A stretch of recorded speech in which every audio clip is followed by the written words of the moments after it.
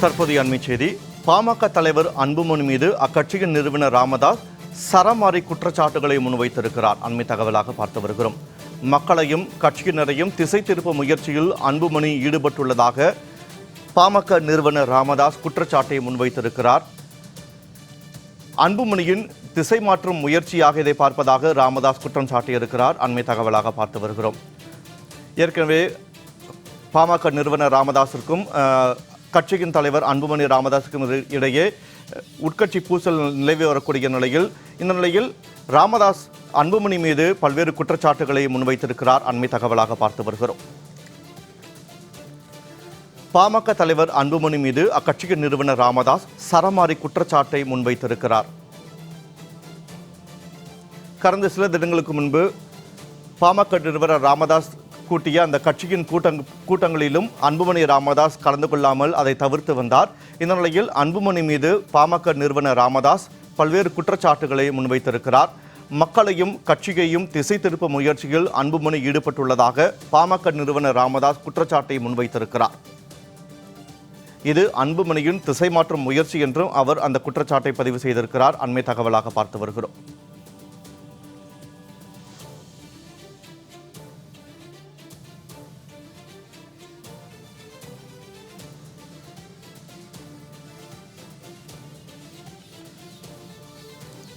பாமக நிறுவனர் ராமதாஸ் அன்புமணி ராமதாஸ் மீது பல்வேறு குற்றச்சாட்டுகளை முன்வைத்திருக்கிறார். மக்களையும் கட்சியையும் திசை திருப்பும் முயற்சியில் அன்புமணி ஈடுபட்டுள்ளதாக ராமதாஸ் குற்றம் சாட்டியிருக்கிறார். அண்மை தகவலாக பார்த்து வருகிறோம்.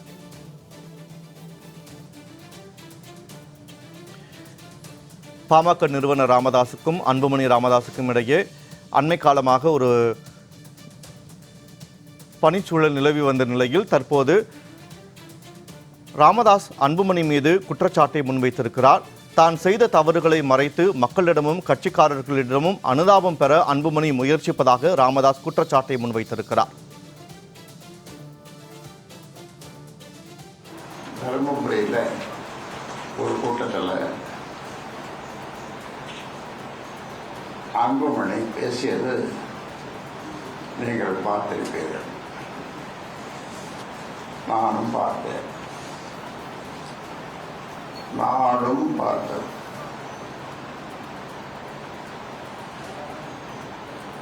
நான் என்ன குற்றம் செய்தேன், ஏன் எனக்கு இந்த பதவி நீக்கம் அல்லது பதவி இறக்கம் என்று அன்புமணி சொல்லியிருக்கிறார். இது முழுக்க முழுக்க மக்களையும் கட்சிக்காரர்களையும் திசை திருப்பும் முயற்சியாகும்.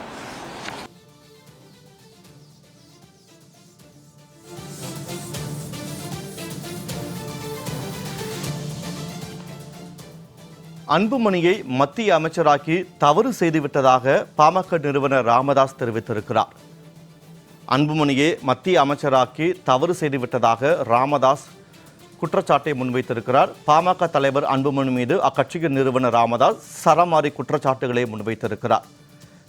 அண்மை காலமாக பாமக நிறுவனர் ராமதாஸுக்கும் அன்புமணி ராமதாஸுக்கும் இடையே ஒரு சில சலசலப்புகள் இருந்த நிலையில் தற்போது அது வெட்ட வெளிச்சமாகி இருக்கிறது. அன்புமணி மீது பாமக நிறுவனர் ராமதாஸ் பல்வேறு குற்றச்சாட்டுகளை முன்வைத்திருக்கிறார். தருமபுரியில் ஒரு கூட்டத்தில் அன்புமணி பேசியது நீங்கள் பார்த்திருப்பீர்கள். நானும் பார்த்தேன், நாடும் பார்த்தது.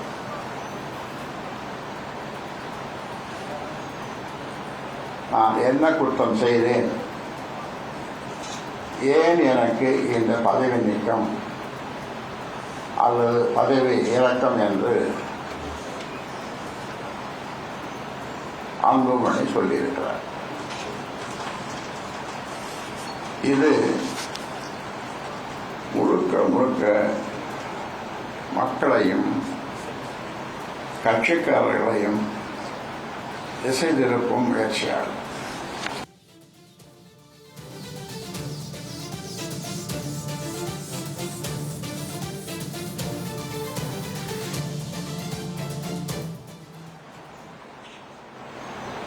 அன்புமணி பேசியது நீங்கள் பார்த்திருப்பீர்கள்.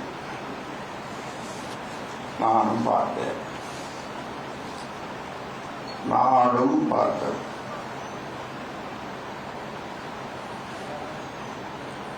நான் என்ன குற்றம் செய்தேன், ஏன் எனக்கு இந்த பதவி நீக்கம் அல்லது பதவி இறக்கம் என்று அன்புமணி சொல்லியிருக்கிறார். இது முழுக்க முழுக்க மக்களையும் கட்சிக்காரர்களையும் திசை திருப்பும் முயற்சியாகும்.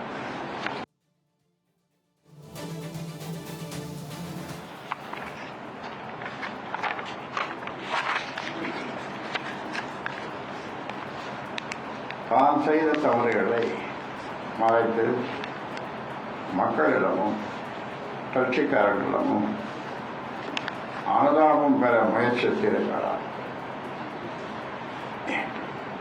இருப்பினும் அதற்குள்ளான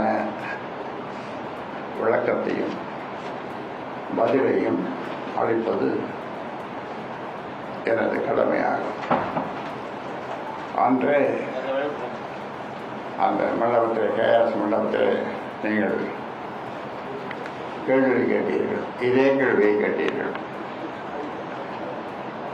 அதற்கு வியாழக்கிழமை பதில் சொல்லுகிறேன் என்று சொன்னேன். சரியா? என்று பதில் சொல்லுகிறேன்.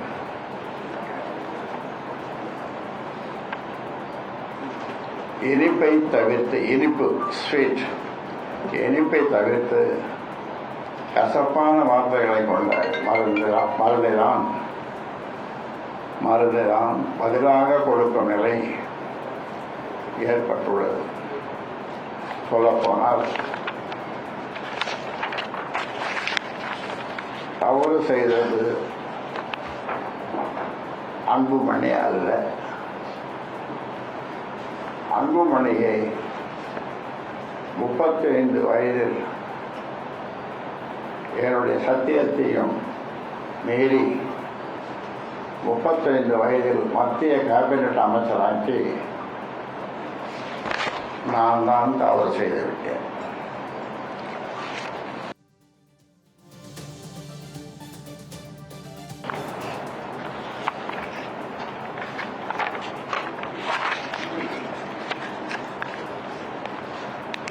தான் செய்த தவறுகளை மறைத்து மக்களிடமும் கட்சிக்காரர்களிடமும் அனுதாபம் பெற முயற்சித்திருக்கிறார். இருப்பினும்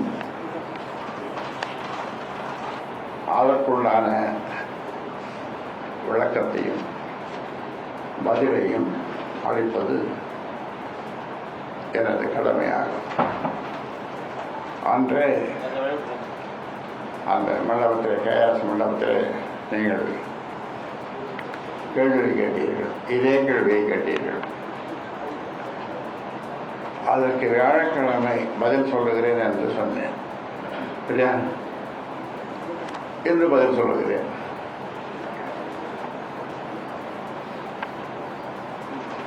இனிப்பை தவிர்த்து, இனிப்பு ஸ்வீட், இனிப்பை தவிர்த்து கசப்பான வார்த்தைகளை கொண்ட மருந்தைதான் பதிலாக கொடுக்கும் நிலை ஏற்பட்டுள்ளது. சொல்லப்போனால் தவறு செய்தது அன்புமணி அல்ல. அன்புமணியை 35 வயதில் என்னுடைய சத்தியத்தையும் மீறி 35 வயதில் மத்திய கேபினட் அமைச்சராக்கி நான் தான் தவறு செய்துவிட்டேன்.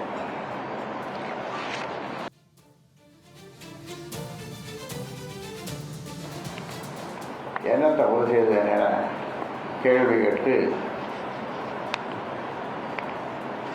என்னை குற்றவாளியாக மக்கள் மத்தியிலும் கட்சிக்காரர்களிடமும் அடையாளம் காட்டி அனுதாபத்தை பெற முயற்சிக்கிறார். நான் அதற்கு பதில் சொல்லித்தானே ஆக வேண்டும்.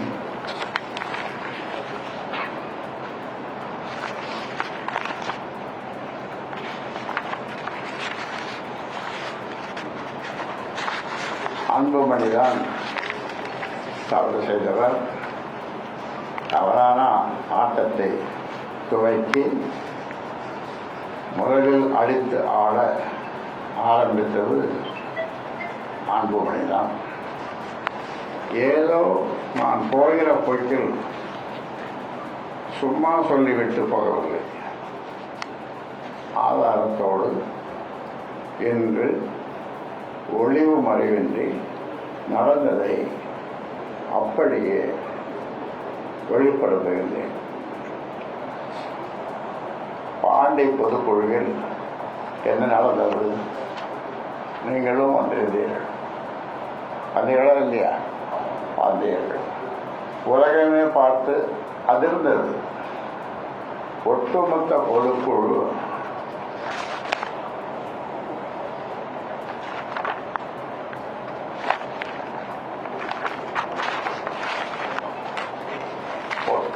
பொதுக்குழு கூட்டமும் ஊடக நண்பர்களாகிய நீங்களும் சேர்ந்து அதிர்ச்சிக்குள்ளானீர்கள். மேடை நாகரிகமும் அல்லது சபை நாகரிகமும் எதையும் கடைபிடிக்காமல் எடுத்தேன் கவிழ்த்தேன் என பொது வெளியில் அநாகரிகமாக நடந்து கொண்டது யார்? நான் ஒரு அறிவிப்பை வெளியிட்டேன். முகுந்தனை இளைஞரணி செயலாளர் என்று வீட்டில்